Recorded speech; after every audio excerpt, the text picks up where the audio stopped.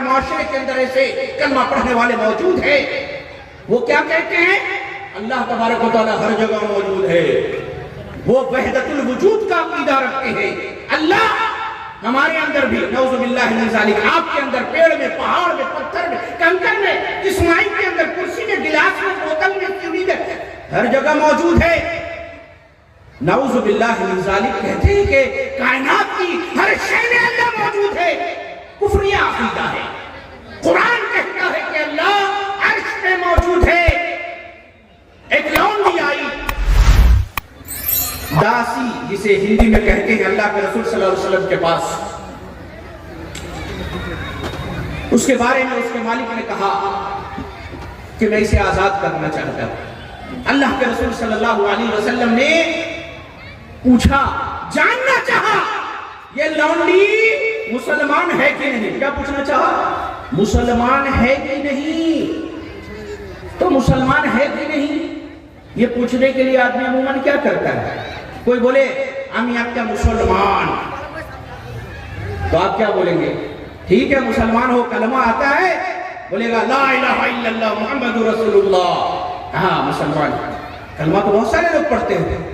اللہ کے رسول صلی اللہ علیہ وسلم جانتے تھے یہ لونڈی مسلمان صحابی کے گھر میں رہتے ہیں، اسلامی معاشرے میں رہتے ہیں، اللہ کے رسول صلی اللہ علیہ وسلم کے اصحاب کے پاس اس کا آنا جانا ہے، یہ تو لا الہ الا اللہ محمد رسول اللہ کو جانتی ہوگی۔ اشہد ان لا الہ الا اللہ واشہد ان محمد عبدہ ورسولہ کو جانتی ہوگی۔ پوچھا کیا؟ مسلمان ہے کہ نہیں؟ ٹیسٹ کیا لیا جانتے ہیں؟ لونڈی جا کے سماج میں بولا ہے داسی، داس پر تھا جب تھی، غلام اور غلامن یعنی باندی۔ لونڈی سماج میں اس کی کوئی عزت نہیں، پڑھی لکھی نہیں چاہیے، لیکن اللہ کے رسول اس سے پوچھ کیا رہے ہیں؟ کلمہ نہیں پڑھوایا۔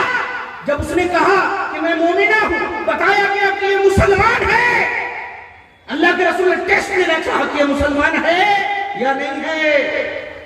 ابھی میں نے اپنی تقریر شروع نہیں کی، ابھی میں تمہید میں ہوں، انشاءاللہ اپنے موضوع پہ آؤں گا، لیکن جو باتیں ہیں آپ کو سیکھ کر کے جائیں۔ کس سے کہانیاں سن کر کیا کریں گے؟ ارے اپنے ایمان کو درست کر لیں، مرنے کے بعد، مرنے سے پہلے بھی یہی چیزیں آپ کی کام آئیں گی۔ آپ غور کریں، اللہ کے رسول نے اس صحابیہ سے کلمہ پڑھنے کو نہیں کہا۔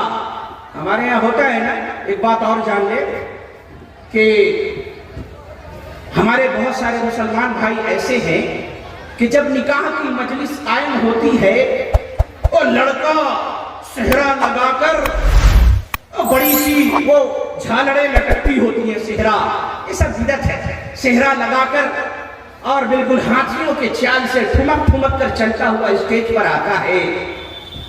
مولوی صاحب کو نکاح پڑھانا ہے، 150 200 باراتی، طرح طرح کے کھانے، ادھر مرد و عورت کا اختلاط، ساری محفل سجی ہوئی، بجلیاں، کمکمے، بتی، مائی، ایک سے ایک کپڑے کے اندر مرد و عورت زیب و زینت اختیار کیے ہوئے، بارات آستے، بارات آ رہی ہے، بارات آ رہی ہے، پڑاکا چھوٹ رہا ہے، ڈانس ہو رہا ہے، ناچ گانا ہو رہا ہے، لائٹ چل رہی ہے۔ ایسے ہی آج کل مسلمانوں کی شادیاں ہوتی ہے، سوائے ان کے جس کو اللہ نے توفیق دی ہو اپنے نبی کے سنت پر چلنے کی۔ کیا ہوتا ہے؟ نکاح ہونے کے لیے لڑکا اسٹیج پر آئے گا۔ ارے بھائی، باراتی کے اندر سب سے اہم پوسٹ پر کون ہوتا ہے؟ باراتی نہیں، سب سے مین پوسٹ پر دولہا ہوتا ہے۔ یہ جو آپ کا جلسہ ہے، جلسہ کا دولہا کون ہوتا ہے؟ مطلب کوئی اپنے آپ کو آدمی نہیں بول رہا، جلسہ کا دولہا، جلسہ کا اصل جو سربراہ ہے یہاں پر موجود علماء کرام۔ اگر علماء نہ ہو تو آپ کس لیے آئے ہیں؟ اس دولہے سے کیا پوچھا جاتا ہے؟ نکاح سے پہلے اس سے پوچھتے ہیں مولوی صاحب کلمہ پڑھو۔ وہ کیا پڑھتا ہے؟ کلمہ پڑھتا ہے۔ جائیے دیکھ لیں، اگر بغل دیکھے ہوں گے آپ کی ضرورت، پڑھتا ہے کہ نہیں؟ کلمہ پڑھواتے ہیں۔ میں ایک نوجوان کو جانتا ہوں، اس کو کہا نکاح کی مجلس میں قاضی صاحب نے کہ کلمہ پڑھو، اس نے کیا کہا؟ کہا نہیں پڑھوں گا۔ نکاح کیسا ہوگا کلمہ نہیں پڑھو گے؟ کہا کہ سنو، کلمہ کس لیے پڑھو؟ تم یہ جاننا چاہتے ہو کہ میں مسلمان ہوں؟ ارے نالائق، اگر میں مسلمان ہوں ماننے کی ضرورت کیا ہے؟ اور اگر تم کو یہ ڈاؤٹ ہے کہ میں مسلمان نہیں ہوں، کافر ہوں وہ یا غیر مسلم ہوں، اور لڑکی کو کپڑا پہنا کر کے زیور پہنا کے اوپر مہندی لگا کے بیٹھایا ہوا ہے نالائق، پوری کی پوری مجلس بیٹھی ہے، ادھر باورچی نے کھانا پکایا ہوا ہے، انواع و اقسام کے کھانے بنے ہوئے ہیں، اور تم کو ابھی تک ڈاؤٹ ہے کہ میں مسلمان ہوں کہ نہیں؟ ارے مسلمان ہوں تب تو نکاح پڑھانے کے لیے آیا ہوں، میں نہیں پڑھوں گا کلمہ جا، نہیں پڑھا اسے، لاکھ لوگ کہتے رہے گا کہ نہیں کلمہ نہیں پڑھوں گا، بس نکاح قبول کرواؤ، میں مسلمان ہوں تو کلمہ کیوں پڑھوں گا؟ یہ تو خیر میں نے ایسے ہی کہہ دیا۔ اللہ کے رسول صلی اللہ علیہ وسلم اس لونڈی سے پوچھتے کیا ہے؟ ایمان کی گواہی دلوا رہے ہیں۔ اس لونڈی سے آپ صلی اللہ علیہ وسلم پوچھتے ہیں این اللہ، پوچھتے ہیں کہ اللہ کی بندی یہ بتا اللہ کہاں ہے؟ وہ لونڈی آسمان کی طرف اپنے چہرے کو اٹھا کے کہتی ہے فی السماء، اللہ آسمانوں میں، آسمانوں کے اوپر موجود ہے، اللہ اکبر۔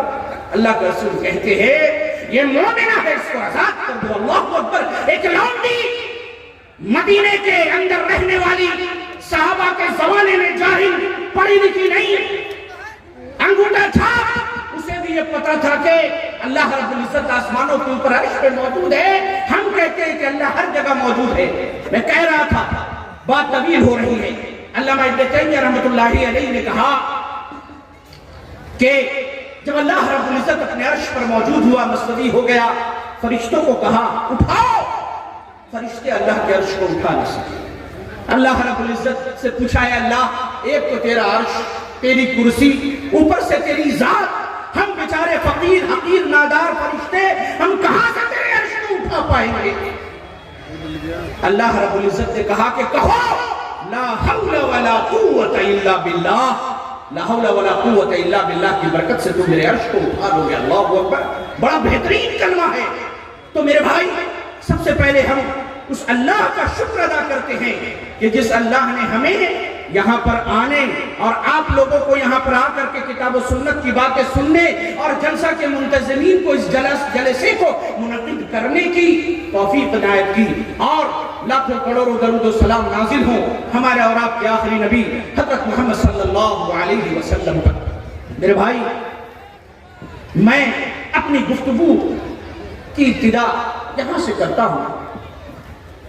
عموماً لوگ کہتے ہیں کہ جو حالات حاضرہ ہے، جو ماحول ہے، کہتے ہیں جلدہ چھوڑ چھے مولانا صاحب، جو سماج ہے، جو پرابلم ہے اس کے بارے میں بولیے۔